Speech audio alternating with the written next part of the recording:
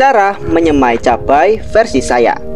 Tiriskan bibit atau biji cabai. Pertama, saya merendam biji cabai dengan kunyit dan bawang putih selama 30 menit. Setelah itu, saya diamkan semalaman di tempat yang sejuk. Fungsi dari kunyit dan bawang putih adalah untuk melindungi biji dari parasit dan jamur karena kedua bahan ini mengandung zat aktif, antiinflamasi, dan antioksidan. Kenapa harus direndam dengan kunyit dan bawang putih?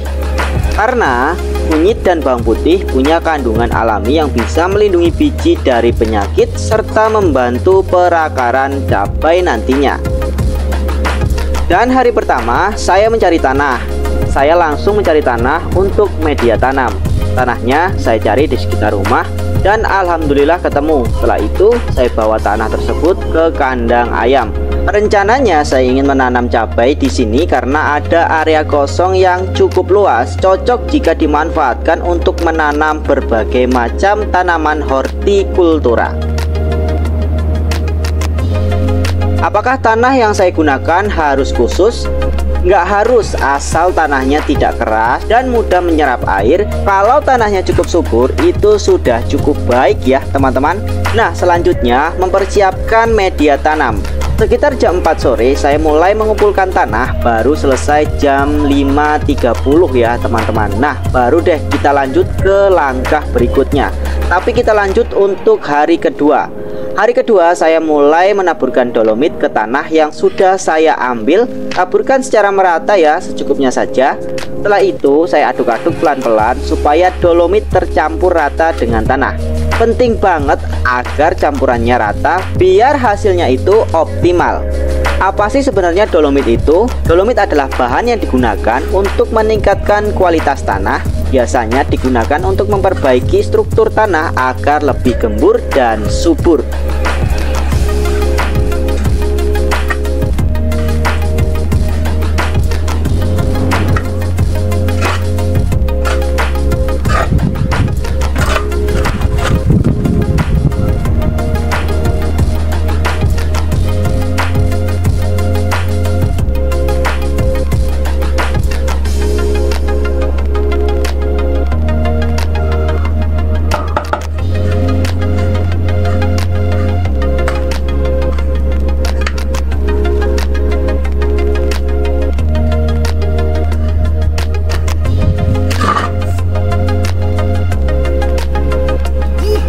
Nah, setelah itu saya tambahkan kohe.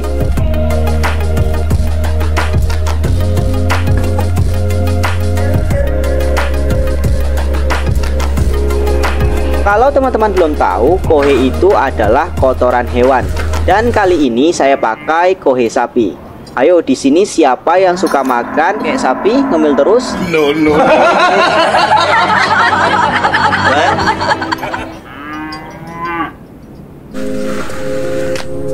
Oke teman-teman, kita lanjut. Saya pakai setengah kantong karena tanah yang saya pakai sudah cukup subur. Kohe sapi itu apa saja manfaatnya untuk tanaman? Kohe sapi kaya akan nutrisi seperti nitrogen, fosfor, dan kalium yang sangat dibutuhkan oleh tanaman untuk pertumbuhannya. Selanjutnya kita mencampurkan tanah, dolomit, dan kohe. Aduk-aduk lagi biar tanah, dolomit, dan kohe tercampur rata. Setelah tercampur dengan baik, media tanamnya siap untuk digunakan.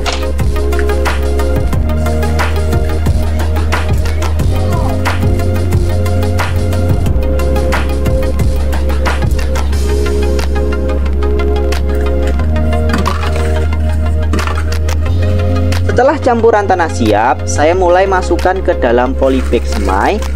Kalau kalian nggak punya polybag, kalian bisa juga pakai plastik bekas tempe loh. Saya buat 58 buah polybag untuk percobaan kali ini. Boleh nggak pakai plastik bekas lain selain polybag? Boleh banget. Plastik bekas tempe atau plastik bekas makanan lainnya juga bisa dipakai dan dimanfaatkan, asal ada lubang drainase untuk sirkulasi airnya. Nah, setelah polybag terisi tanah, saya siramkan dengan air agar media tanamnya basah dan siap untuk digunakan.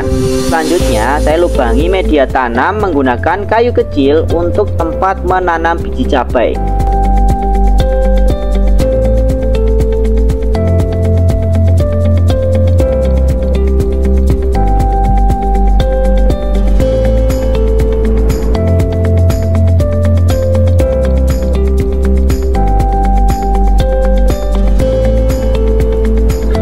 polybag saya berikan 1 biji cabai saja. Nah, kenapa hanya 1 biji per polybag? Karena agar tanaman cabai punya ruang yang cukup untuk tumbuh. 1 biji per polybag juga meminimalisir persaingan antara bibit. Dan proses penyemaian benih sudah selesai. Oke, paham ya teman-teman? Nah, sekarang kita tinggal menunggu hasilnya dalam 3-7 hari ke depan. Semoga bijinya bisa tumbuh dengan baik. Bagaimana kalau biji cabai tidak tumbuh? Coba pastikan tempat penyemaian cukup hangat dan lembab. Jika tetap tidak tumbuh, mungkin bijinya tidak berkualitas atau sudah terlalu lama atau expired ya teman-teman. Oke, itulah dia cara menyemai cabai versi saya. Gimana? Kalian setuju nggak kalau setelah menanam cabai saya coba menanam melon atau stroberi? Ada yang setuju? Silahkan komen di bawah di kolom komentar. Sampai jumpa di video selanjutnya.